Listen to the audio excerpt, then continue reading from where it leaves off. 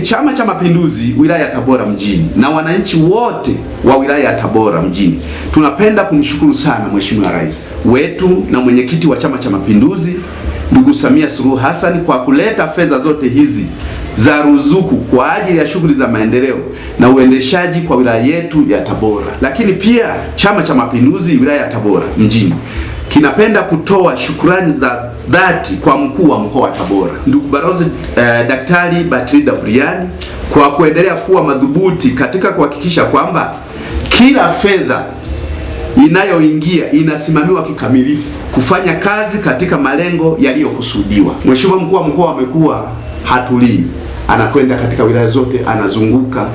Wanasema Uingereza eyes on hands off. Maana yake kwamba anajaribu kuchungulia kila fedha inayoingia. Je, hii fedha inayoingia inafanya kazi ambazo zinatakiwa?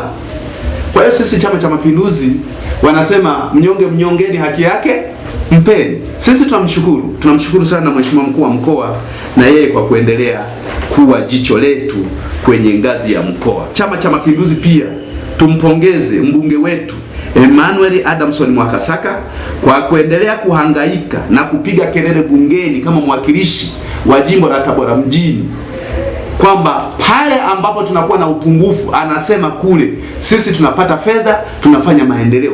Haya mabilioni mnayosikia bilioni 4 hizi, jitihada zake pia mbunge zimo. Kwa hiyo tunamshukuru sana, pamoja na wabunge wengine wanaokaa kwenye wilaya yetu. Tunao akina Mheshimiwa Munde wanapiga kelele kule kwa ajili ya maendeleo ya jimbo la Tabora. Sisi tunawashukuru sana Chama cha Mapinduzi Tabora mjini, kwa kweli tunashukuru kwa ajili ya jinsi ambavyo wanafanya. Lakini tuipongeze management ya manispaa ya Tabora ikiongozwa na mkurugenzi Daktari Peter Nyanje. Tunawapongeza sana. Mkurugenzi tunampongeza sana pamoja na timu yake ya management kwamba kila fedha inapokuja kwanza wanatoa taarifa kwa umma, halafu wanasimama katika matumizi ambayo yamekusudiwa. Sisi tunampongeza sana mkurugenzi wetu na tunaendelea sisi Chama cha Mapinduzi kusema Chama cha Tabora mjini kwamba aendelee kuchapa kazi. Utendaji wake unaturidhisha. Jitihada zake zinaturidhisha. Tunaona kabisa kwamba mkurugenzi wetu anaendelea kusimamia vizuri fedha zinapotolewa na serikali kuu. Lakini tulipongeze baraza la madiwani chini ya Mheshimiwa Ramadhani Kapera, mstahiki meya wetu.